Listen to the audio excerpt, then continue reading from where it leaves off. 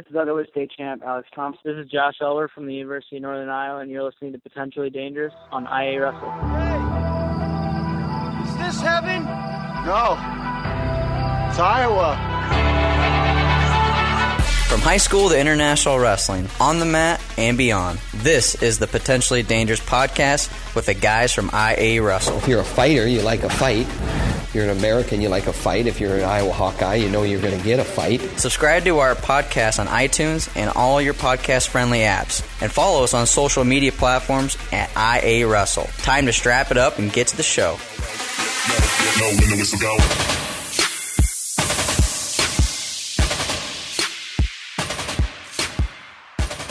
Welcome back to Potentially Dangerous, presented by MyHouse Sports Gear. This is episode 67. Each week, the guys here at IAwrestle, we're bringing you news from around the state of Iowa at all levels. So if you got any questions, any topics, hit us up on Twitter at IAwrestle. Happy to get you on the next show. We're on our way to episode 100. Not sure if we're going to do some extra shows, see if we can get there this wrestling season. But we're plugging away. This is episode 67. On this show, I'm your host, Tony Hager. I'm going to be accompanied by Ross and Lars. Night of Conflict is over, gentlemen. It's been we've talked about it for the last 9 podcasts at least, and it's behind us. On to bigger and better things. So how are we doing tonight? Cubs are on. We're kind of watching in the background, but we got to get to business here. It's Potentially Dangerous. Yeah, doing good. Finally recovering a little bit from the weekend. It was a lot of wrestling, a lot of time spent at Carver Hawkeye Arena. You guys maybe kept me out a little late Friday night. Maybe a couple of dads had something to do with that, but we're recovering now, doing well, and you know it's go time. You know, junior high season starts next week for me. High school season starts in a few weeks. College is getting ready to kick off. Media days now, so we're in full swing now, boys. Man, I'm trying to catch up with personal life, work, get to some emails, because we only got, I think there's only the Freak Show this weekend. I can't think of anything else going on, but, it's pretty much this weekend. Then I'm already headed back to Iowa City for Media Day, and once that happens, I'm completely plugged in, all in. Here we go. Well, this weekend we have the IAwrestle Bags Tournament. I guess it's not really our event, but I'm putting it on for Simpson College Wrestling, so we'll be there. I'll be there anyways. So if I've been hearing some chatter on Twitter, people think they're good at bags. Here's the deal. I know I'm good at bags. I am confident that you guys cannot beat me. So bring it on. Ross drove all the way from Iowa City. He tried to take me on. He drew me first round, and I just sent him packing. Boom. Embarrassing. Yeah, it was bad, wasn't it? Yeah, my wife was like, we drove all the way to Des Moines for this. You guys made up a loser's bracket so we could play another game. Please come out to Sports Page in Indianola on Saturday. Registration starts at 10 o'clock. Probably start throwing the first bags at 11, depending on how many teams come. We'll have co-ed teams, lots of alumni there, wrestling fans. So hopefully they put like a 32-man bracket together. Benefit Simpson College Wrestling. They definitely need our support. So get on down there. So, like we said, Night of Conflict's behind us. All the results you can find on IAwrestle.com. Nick Ryder did all the play-by-play for us while we were running around, getting, we were running around like with our heads cut off, and I think all in all, I think it was a good event. But looking at the matches, how the event went down, you guys, what was your top takeaways from the weekend in Iowa City? For me, there was a lot of good matches. I think we put together a really good card. I'll try not to, you could really go in depth probably on every single matchup. Well, I think one of my favorite ones was Max Lyon. He was up for Homecoming King for Western Dubuque there in Epworth. So he didn't even get down to Iowa City until 4 hours after all the other guys weighed in. So he had a late weigh-in. He came in. He's kind of a traditionally slow starter. and it's preseason. You don't know how much time he's been in the room. We saw AJ Pedro kind of drilling after weigh-ins, and he was looking pretty slick. And, we were thinking, like, holy cow, we're going to get a really good match out of this. And Max Lyon came out, won a tight 6-5 match. Obviously he got the upset. It's only 2 spots, but it's still an upset. And to me, Max Lyon was one of the big takeaways for, he was ready to go, came out, got the win. Yeah, I think really one of my main takeaways was just the Iowa kids in general, really all of them, everybody kind of showed up. Maybe we didn't get some of the top guys in our Fab 50 from Iowa, other things going on, but, we still have some studs. I thought that, like, say, Lyon, Shapiro, all those guys wrestled really well.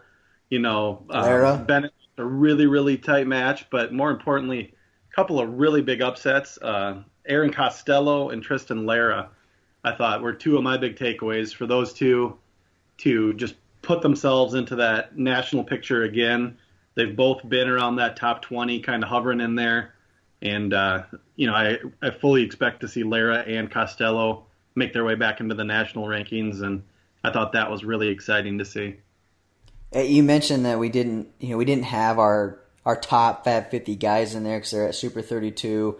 Things definitely didn't go well out there for our guys. I believe Alex Thompson was the only one that did place, but in the end, the guys that did show up for Night of Conflict put on a better fight than I felt like last year. I felt like the Iowa guys kind of got pummeled a little bit last year. So I remember a couple of people come up to me and say, wow, Iowa guys, freaking showed up. So that was good. So kudos to all those guys and all the guys from outside of Iowa that flew in, drove in. It takes a lot to make that happen. But, the top thing that happened for me, maybe it's just because I was in the arena or down on the floor to be able to see this, but to see Gunner from Southeast Polk go out there and do that coin toss in front of the kids, from that crowd, and the moment of silence for Austin Roberts, it just broke me. We were kind of, all 3 of us were like kind of next to each other and, just shaking hands and giving each other hugs for, hey, we pulled it off. The whistle's about ready to blow. I just had to get away from you guys. It's an emotional night to be able to put all this together and to see families so happy just to be a part of it, like Gunner and Austin Roberts' mother, Lori, was in attendance, and Coach Grease. So, but on the wrestling side of things, I guess, Drew Bennett, even though he did take a loss from Dylan D'Amelio, that was a match that we didn't know who to get Dylan. And I feel like the guy that we were going to have wouldn't have been as fun of a match for Iowa fans to watch than Drew Bennett. What he was able to do. Unfortunately, they both shot at the same time in overtime, and Drew ended up just falling on his butt. But then for him to come back the next day and go to the conflict and have a hell of a tournament, and then end up losing 6-5 to Melendez. Yep. Another ranked kid, I believe. It just he lost 6-5. So we've talked about this before, guys. Bennett just he's in these big matches and he just can't get it done at the end. I mean, he's so close to just being a top 15 guy if he could come through in the crunch time, but he can't do it.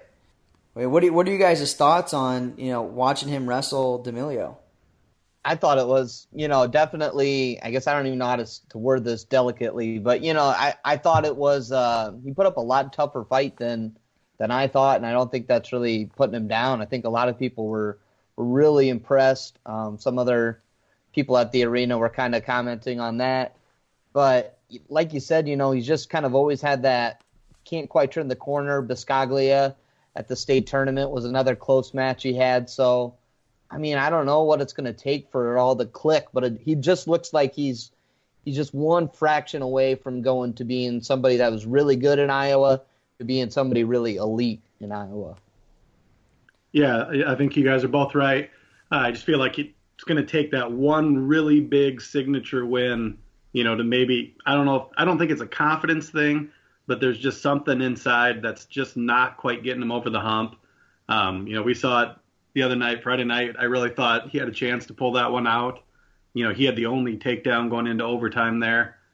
It would have been great to see that. I think it would have been great for him, help him turn that corner. But like I say, he's right there. Whatever it is, I know they'll work on it. He's got incredible practice partners in the room, that have been there, done that. So I think he'll get there. Would have been nice to see it in our event, but he put on a great show, and he's really close.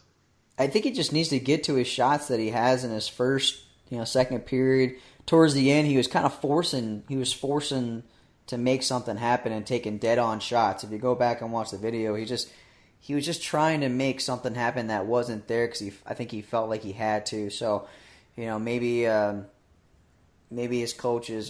This is just me being a media guy here, but maybe go back to what he's good at and just do those shots and not just panic at the end. But I wanted to talk about one more guy too, who he's our guy. Aiden Reeves is our guy. We've had him in our event, and we back him all the time. It seems like, and he just against Connor Brown. I don't know if maybe I'm the only one, but I did not see Connor Brown coming in and really just dominated the whole match. I mean, I just felt like Aiden was always in trouble, just getting taken down on his back. I mean, what are your guys' thoughts on Aiden Reeves? Can he bounce back and get some confidence going into the season now? I think one of the things that took me, but that match was obviously surprised the result, but we all felt good about Aiden's chances, matching up with Connor Brown. But when I was talking with Andy Hamilton, who's, we've said it before, he's one of the best in the biz. And when he comes up to me and says, I didn't see that coming, it was an incredible performance by Brown. Let's not take anything away from the guy that worked really hard. He had his game plan coming in. We interviewed him leading up to the event, and he was kind of talking about, he'd talked to some guys. He knew what Aiden favored, and, he didn't do too much scouting, but he still had a game plan, did what he wanted to do, and he executed that. Like you said, we back Aiden. He's a tough kid. I think he'll bounce back just fine. This is one of those things, preseason tournament or an event where you figure out what you need to work on and you get better. So this can only help, I think. Yeah, it was actually kind of interesting. I talked to Connor Brown that night and kind of, off camera, just kind of getting his thoughts on the match and stuff. And one of the first things he said to me was that Aiden Reeves is a really tough kid. And after seeing the match, knowing that he beat him that bad, that was kind of struck me a little bit. But he talked about, maybe there was just some little technical things he had to clean up. And he said, I'm a tough guy to wrestle. And he just kind of maybe turned the wrong way a few times underneath, did a few little things here and there. But he thought Aiden Reeves was tough. He knows that he's going to bounce back. He just thought maybe there was a few things he needed to work on, and he was able to exploit that, knowing what those were ahead of time. So, I know that Coach Wenger and those guys are going to work on it. They're going to get him fixed up, and I'm not worried about Aiden going into this season. Well, let's talk about the season that is less than 30 days away. I know kids in Johnson are in the room. Junior high wrestling has already started. And Lars, you've been working on the Fab 50. We were going to drop it actually before the night of conflict, but we decided to hold off just to see how Super 32 would go. And the night of conflict at Carver. Lars, what did you see take place in your Fab 50? Who entered the Fab 50? Who came out of it that really has made big moves, and really who faltered maybe at Fargo? Well, the big move came in like a bomb. Aaron Costello. I know we talked about him when the first set came out earlier this summer. He was just outside. He was really close. He'd had some wins, but maybe not the longevity of some of the other guys. He just had a monster summer. He went out, had a really good tournament at Junior Duels, went out and placed in Junior Greco in Fargo, comes into our event and beats the top 15 kid and Sammy Evans. He's just had some really, really big wins. So he goes from outside all the way up to number 21. So huge move for Aaron Costello. Another one coming in, Logan Schumacher from Martinsdale St. Mary's. He was a two-time state place winner already. He's just starting his junior year. He also went out and was a double cadet All-American out in Fargo. Brady Kiner, we talked about that as well in the first set. That was my mistake. We left him off. We didn't make that edit afterwards. We just let it slide till the next set. So Kiner comes in at 39.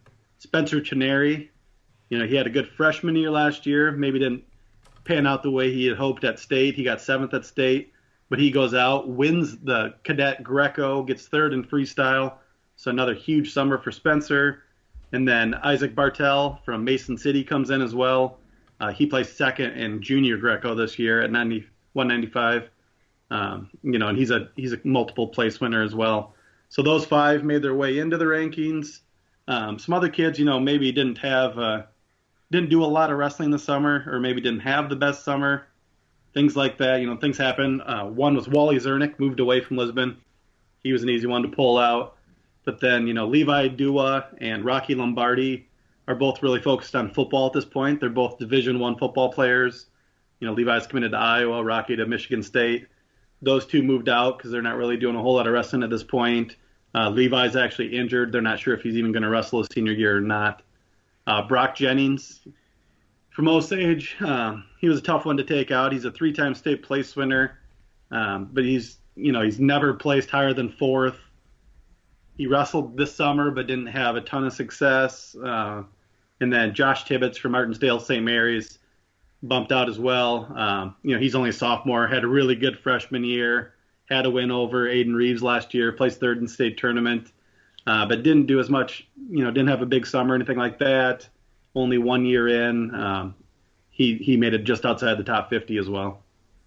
Name that you did mention Josh Tibbetts coming out, 48-3, got 3rd place his freshman year. I feel like he didn't have a summer. He's been injured, so that kind of hurt him. So I think that he's going to be a guy that we'll see back in the 50 mid-season. I'm not for sure how many of these you're wanting to do or you're thinking about doing, but Josh Tibbetts is a guy that I do feel once he's back to being healthy that he'll slide back in there, because there's this top 50. There's really from 20 down, really you could kind of shake these guys about anywhere. It's Iowa's we do have a good class here. I mean, this top 5. Alex Thompson, Brody Teskey, Marcus Coleman, Ryan Leisure, and Max Lyon. All those guys going to be heavily recruited, and obviously Alex Thompson at the top. But I wish we could have had those guys in our events, but maybe next year. So, Ross, what are your thoughts on this Fab 50 that's coming out? Man, I think the biggest thing I liked was seeing Shapiro and Barnes get a nice healthy bump. Also Costello coming in. I mean, they're all right in the same region in this rankings, but that was something I really thought needed to be done after the initial set, after seeing the performances they were able to put in. And it's interesting you mentioned, the good talent, the good, group of guys we got, because one of the conversations we actually had at the IAwrestle Social following the Night of Conflict, so next year, fans, if you're interested, you can come and hear some of this conversation. But, Lars and I think you were there too, Tony, kind of talked about, is this junior class one of the better classes we've had come through Iowa? And, you're looking at Thompson, Teskey, Millage, Brands, Nelson Brands, of course, Michael Millage, who was in the event, Grant Stotts from Valley, Shapiro, Kyle Biscaglia of Waukee, and then Bryce Esmoil of West Liberty. These are all really good juniors that, I mean, they look like they got quite a bit of potential. They're already, top 25 kids in the state. I'm really looking forward to seeing what they can do this year. And really, I think we're going to have a lot of Iowans in the Flow Intermat rankings. I think this junior class is going to be a big part of that. Lars, so I wanted to get your opinion here on Reeves and Millage. As Reeves is he's going to be a sophomore. Ross bringing up Millage and going into his junior year. Did you, in your thought process, with Reeves at 13 and Millage at Reeves at 13, Millage at 15. Did Reeves, Fargo just outweigh Millage being two-time finalists? Is that where your thought process was there? Yeah, I tried to mix in folk style, freestyle, Greco, everything kind of as much as I could. It's tough to compare those styles a little bit, but Aiden Reeves is a 3-time Fargo All-American. Ultimately, that kept him up there a little bit higher. He got third in state last year. Millage is a 2-time finalist. But to me, just that Fargo, 3-time Fargo place winner more than anything put him up there. So that's kind of what kept him up. Another big mover on this board, really big move over the summer, was Eric Fout from Clear Lake. He's a sophomore as well. He's actually jumped Reeves for the highest ranked sophomore now. He moved all the way up to number 12. He was a third place at cadet freestyle. And then I believe he was a runner-up at postseason nationals. He had some, really big wins this year. Fout's just had an incredible summer. So yeah, he was runner-up to.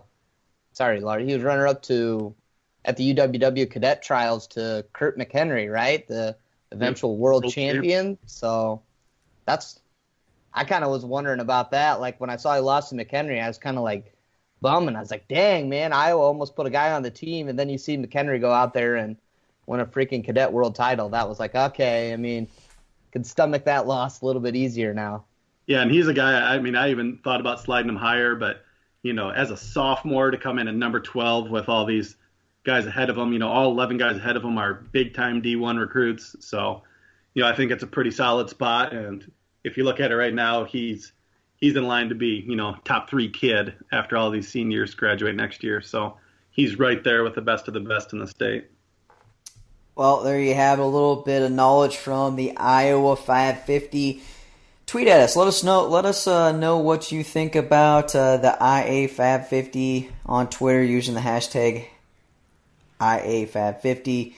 Let us know your thoughts on the new one, who fell out, who deserves to be in there. Happy to I'm sure Lars will happy to answering your questions. Ross and I, Kirk, have a little bit of input, but very little. Lars is the man that puts these together. You should see this spreadsheet he has. I feel like he should charge money for this spreadsheet to the media around the state of Iowa.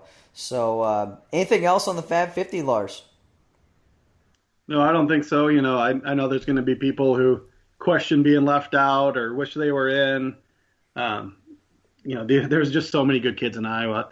There's at least 10 kids that I easily could have seen put in the top 50 that I really feel, are more than deserving, but it's a list for a reason. Not everybody can make it in, and all I have to say is keep wrestling, keep winning, and you're going to make your way in there. Some of the guys on this Fab 50 recently committed. We didn't get to this last week. We were saving it for this episode. UNI make some big moves. They signed 3 guys in, I believe, 3 days. Tristan Lara, who was our event, who had a huge win over Chavez. And, Keaton Gertz, he wasn't in the event, was supposed to. Ends up playing football. He's like a backup to a backup. 2 kids got hurt. He's in. And then Holschlag, he's in there as well. So big gets for UNI. Do you guys think that the Panthers are done here before the season, or you think they maybe got a couple people coming here the next couple weeks? I don't think they're necessarily done. I think they got some more irons in the fire, kids that they'd like to see commit before the season starts. I'm not sure that that's going to necessarily happen. I know they even have some in-state kids yet that they're trying to get locked in. The interesting thing to me on this was they're all lightweights, so I don't know how many more kids are going to be recruiting hard in those weights. They're all 3 very good, but I think they're going to focus. Their shift's going to focus a little more to the middle and upper weights for the rest of this class, hopefully. I think we know from your interview podcast with Zach Daddy Barnes that he's looking at UNI, so that's a potential target for them in state. I can't really recall anybody that we've talked to off the top of my head that's been talking about them in state. they could be getting someone from out of state. They landed somebody from Texas too, 125, 133 recruit. I don't even know if I want to attempt to say his name. Pretty sure it was Jake. Last name started with an S. I should have asked Schwab. I know they can't really comment on recruits, but he could have at least Skidlardzik. Okay, well, Well, yeah. How about just Skidmark? Skidmark.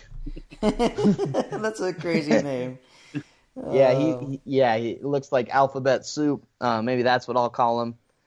He came out of Texas, solid wrestler. So maybe they got some out-of-state, irons in the fire that they'll be pulling out here pretty soon.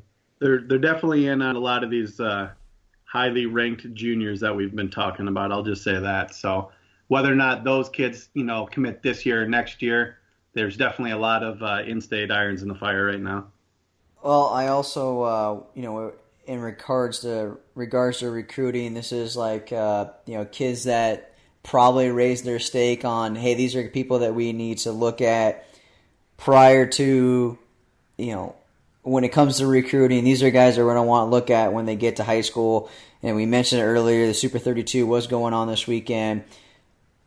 And TJ Siebel brings three guys, or he brought a crew up, down to Super 32. Ryder Brock ends up picking up the OW, wins Super 32 belt. I mean, these guys, I think they brought home 3 belts. Is that right, guys? Yeah, Carter Fauschik and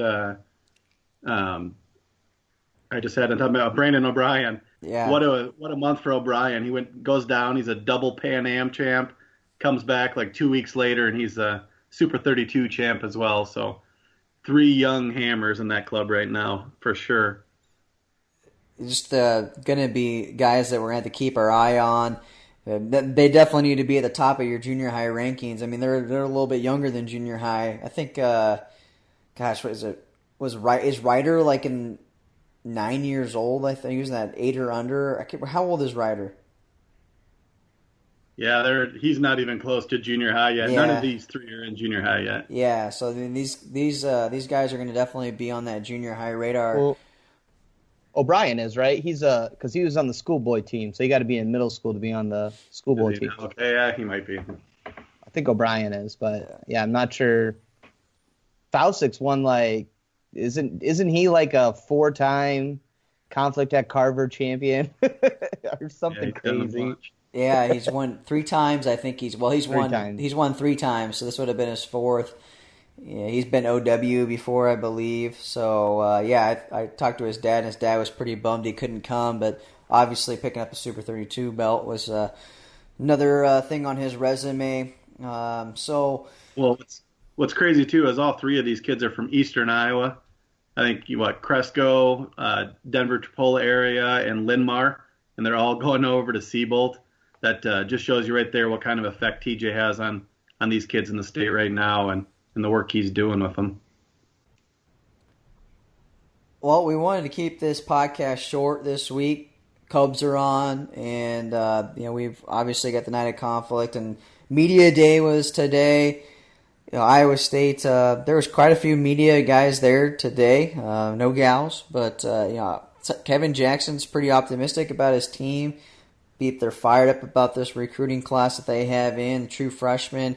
Biggest question mark I had, guys, and probably you guys too, is maybe could there be them pulling a red shirt like they did with Meeks before? And I think based off what I heard, that's not an option. Every freshman will red shirt. Is there guys that you think that could fit in this lineup? I mean, Gannon Gremmel. I mean, Fargo national champ. Do you guys think that he's ready for heavyweight action yet? I put Gremmel in the Iowa State preview. I think he's the only one that makes sense, lineup construction wise, and obviously all the guys they brought in were pretty talented considering it was a top 3 recruiting class, top 5 recruiting class. So I think Gremmel's got the best shot with Queon Smith is his only guy really in the way, but Tony, you had that interview with Gabe Marino coming down to 141. I think that's going to kind of end any chances we had of seeing Kanan Storr.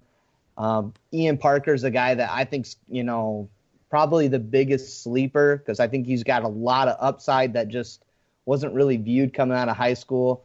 And he's got, Nathan Boston, Earl Hall in his way at 33, even maybe Marcus Simmons if he can't make it down to 25. So I just think there's too much going on for those two guys to get in the lineup. But Gremmel's my pick. Yeah, I mean, that's easily the no-brainer of the group. They're all a bunch of studs. They have an incredible class, but they're all sitting behind really good wrestlers. Iowa State's going to be pretty solid down those lower weights this year. So Gremmel's the only one that would really make any sense. But, I think they're also trying to build for that future. They got another really big class coming next year. So they're building towards that as well. So I don't think you'll see anybody. But really, Gremmel's the only one that makes sense barring injury. Another takeaway that I got from the media day is that the Cyclones will have their starters back at the Harold Nichols Open. So that was something that we haven't seen in the past, or last year anyways. The starters weren't there. A lot of fans were kind of upset about that. So we will see the starters there. And the Grandview Open, it's turned into being a pretty big open tournament.